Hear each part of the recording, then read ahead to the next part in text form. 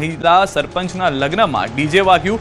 સમાજના બંધારણ તોડવાની વાતને સમાજના આગેવાનોએ નકારી.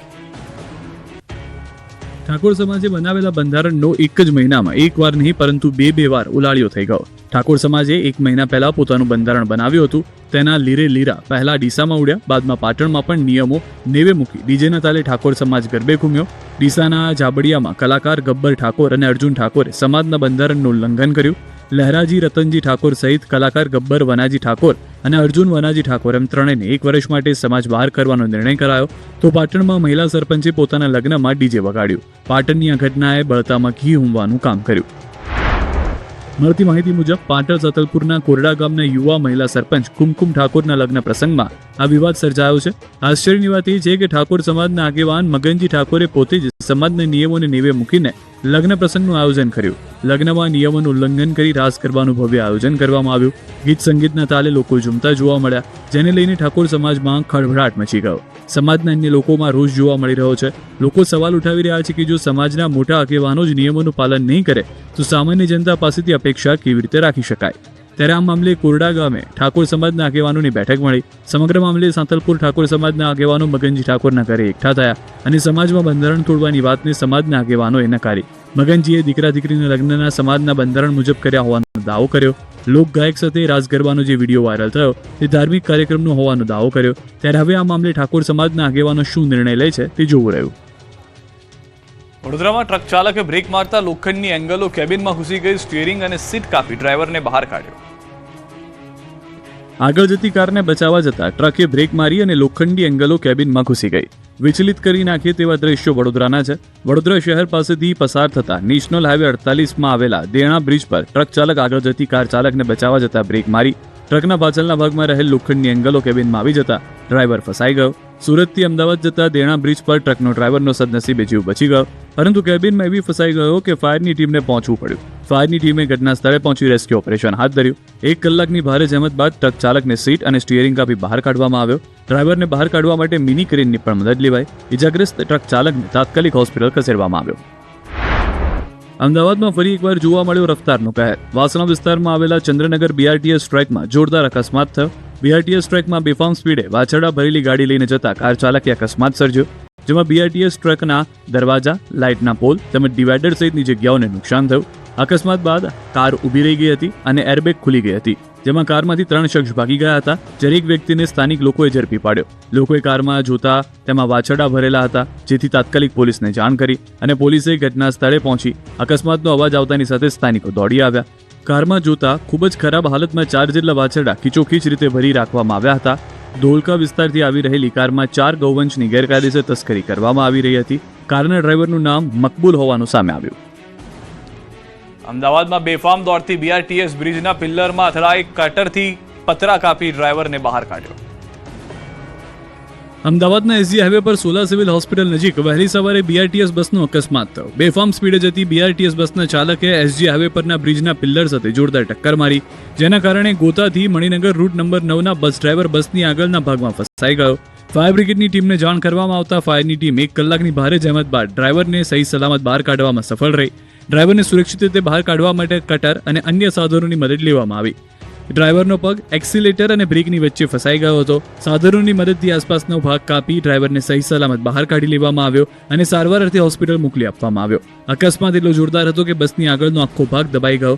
બસનું સ્ટીયરિંગ લોક થતાં ડ્રાઈવરે કાબુ ગુમાવ્યો હોવાનો દાવો છે. જોકે બસમાં કોઈ મુસાફર ન હોવાથી મોટી દુર્ઘટના ટળી. સાણંદમાં ડોક્ટર, બિલ્ડર, વેપારીઓ દારૂની મહેફિલ માણતા ઝડપાયા. 81 લોકોની ધરપકડ. 25મી મેરેજ એનિવર્સરીના નામે પાર્ટી યોજી હતી.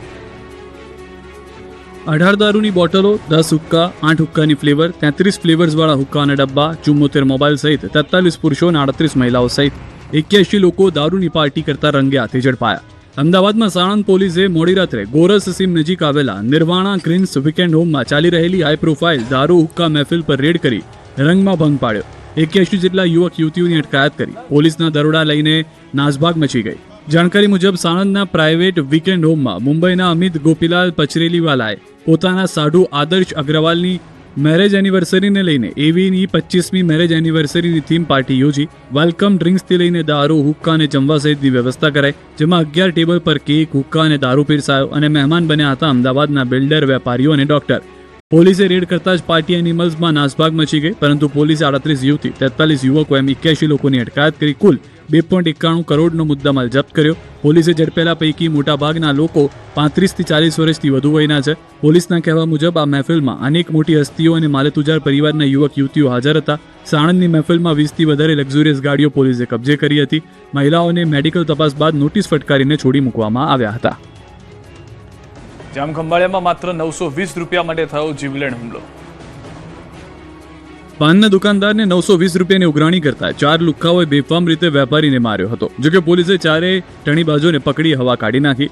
લુખ્ખા તત્વોના આતંકના દ્રશ્યો જામખંભાળિયાના છે. અહીં પાનના વેપારીએ લુખ્ખા પાસે બાકી 920 રૂપિયાની ઉઘરાણી કરી હતી, ત્યારે લુખ્ખા તત્વો ગુસ્સે ભરાયા અને વેપારી કંઈ સમજે તે પહેલા જ દુકાનમાં ઘૂસીને માર માર્યો. દ્રશ્યોમાં જોઈ શકાય છે કે વેપારી દુકાનની અંદર ખુરશીમાં બેઠો છે, ત્યારે એક શખ્સ દુકાનના થડા પર ઉભો રહી યુવાનને મારે છે, જ્યારે બે ટપોરીઓએ વેપારીનો પગ પકડી રાખે છે અને એક વ્યક્તિ મારે છે. ઢોર માર મારી લોહી લુહાણ કરી નાખ્યો હતો. આ અંગેની ફરિયાદ કરતા પોલીસે ચારે આરોપીઓને પકડી સરઘસ કાઢ્યું હતું. વરઘોડો કાઢી લુખ્ખાઓની હવા કાઢી હતી. જનતાના કામ કરવા બદલે વિસાવદર નગરપાલિકાના ચીફ ઓફિસર અને ભાજપ ઉપપ્રમુખ વચ્ચે ઝપાઝપી થઈ ગાળાગાળી પર ઉતરી આવ્યા. પત્રકાર છરી મારવાની વાત કર. જોવો તો ખરા ચાલો ન્યાય છે. જોવો તો ખરા તમે છરી હાથમાં લીધી છરી. જોવો તો ખરા. બે પૈસામાં વેચાઈ ગયો. તમે હું છો? તમે હું છો? એક પણ પૈસો બદલી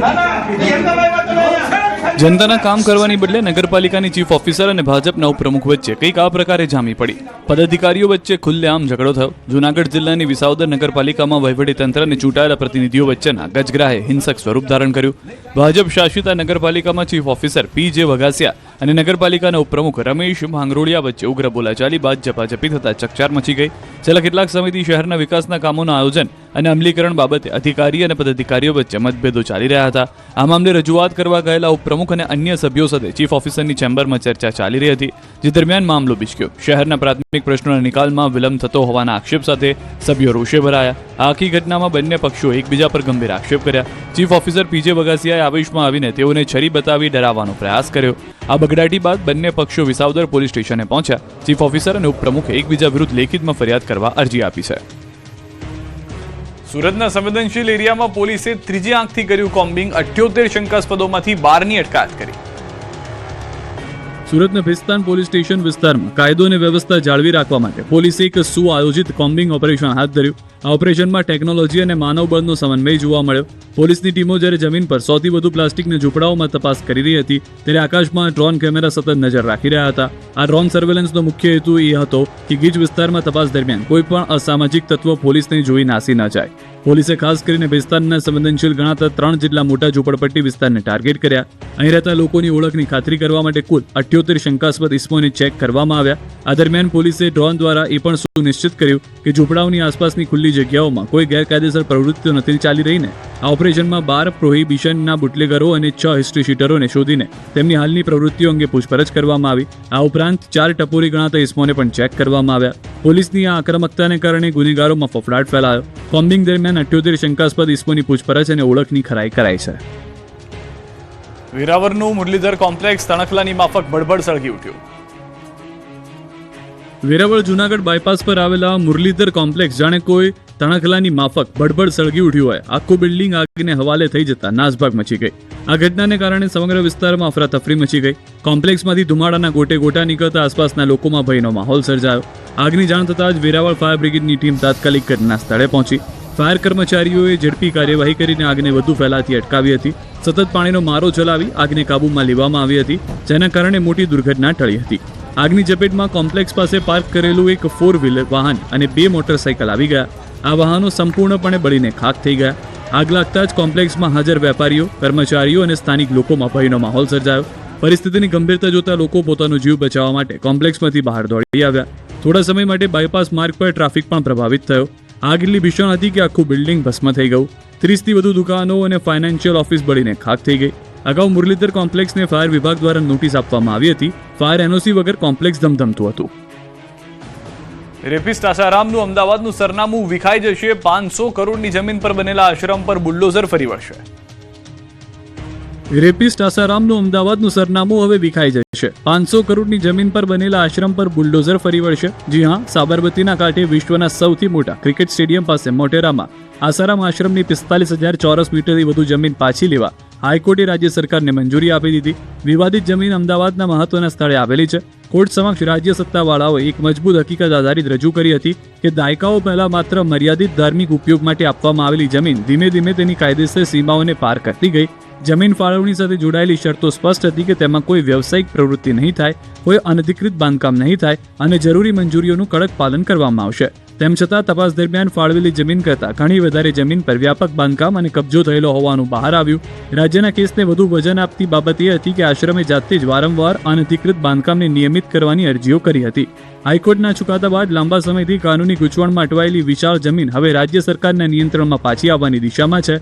500 કરોડની જમીન પર બનેલા આસારામ આશ્રમમાં 32 જેટલા ગેરકાયદે બાંધકામ કરવામાં આવેલા છે, જેને દૂર કરવા માટે અમદાવાદ મ્યુનિસિપલ કોર્પોરેશને નોટિસ આપી હતી. કોમનવેલ્થને લઈને નરેન્દ્ર મોદી સ્ટેડિયમ આસપાસ ડેવલપમેન્ટ માટે આસારામ આશ્રમ સહિતના દબાણો દૂર થશે. સરકારે આ 3 આશ્રમ ઉપરાંત 150 જેટલા રહેણાંક મકાનોને પણ નોટિસ ફટકારી હતી. પવનચક્કીના હેવી વાહનથી દ્વારકાના લોકો કંટાળ્યા, કર્યો વિરોધ. દ્વારકા જિલ્લાના ચારબારા ગામે ખેડૂતોએ એકઠા થઈ હોબાળો કર્યો. આક્ષેપ છે કે ચારબારા ગામે વીજ ઉત્પાદન કરતી પવનચક્કીના હેવી વાહનો પસાર થતા નાના એવા ગામના રસ્તાઓ બંધ થઈ ગયા. ગામના સાંકડા રસ્તાઓ પરથી હેવી વાહનો પસાર થતા રસ્તાઓ કલાકો સુધી બંધ થઈ જાય છે, જેને લઈને ગ્રામજનોને મુશ્કેલી પડી રહી છે. આ મામલે ગ્રામજનો અને વીજ ઉત્પાદન કરતી કંપનીના કર્મચારીઓ વચ્ચે થઈ ઉગ્ર બોલાચાલી. જો કે મામલો ઉગ્ર બનતા પોલીસની ટીમ પણ સ્થળ પર પહોંચી, જેમાં કેટલાક દેખાવકારોની પોલીસે અટકાયત કરી હતી. આણંદ જિલ્લાની ખંભાત નગરપાલિકામાં આજે બોર્ડ મીટિંગ યોજાઈ, જેમાં સફાઈ કામદારોનો 7મા પગાર પંચના લાભનો મુદ્દો છવાયો હતો. બોર્ડ મીટિંગ દરમિયાન સફાઈ કામદાર તેમની રજૂઆત કરવા બોર્ડમાં ધસી આવ્યા હતા. 28મી ફેબ્રુઆરીએ તમામ ચૂંટાયેલા સભ્યોને મુદત પૂર્ણ થાય છે અને આજે પાલિકાની છેલ્લી બોર્ડ મીટિંગ હતી. હાલ પાલિકામાં 280 સફાઈ કામદારો તેમના 7મા પગાર પંચનો લાભ મળવાથી હડતાલ પર છે. તો બોર્ડ મીટિંગમાં સફાઈ કામદારો 7મા પગાર પંચની લાભ મેળવવા માટે રજૂઆત કરવા ધસી આવ્યા અને પ્રમુખ, ઉપપ્રમુખ અને કમિટી ચેરમેન વિરુદ્ધ સૂત્રોચ્ચાર કર્યા. પરિસ્થિતિ એ હદે વણસી હતી કે બોર્ડ મીટિંગમાંથી આ તમામ સભ્યો બહાર નીકળી શકે તેમ ન હતા. સફાઈ કર્મચારીઓએ બોર્ડ રૂમની ઘેરાબંધી કરી હતી. ખંભાત એર પોલીસે હસ્તક્ષેપ કરી મામલો થાળે પાડ્યો હતો.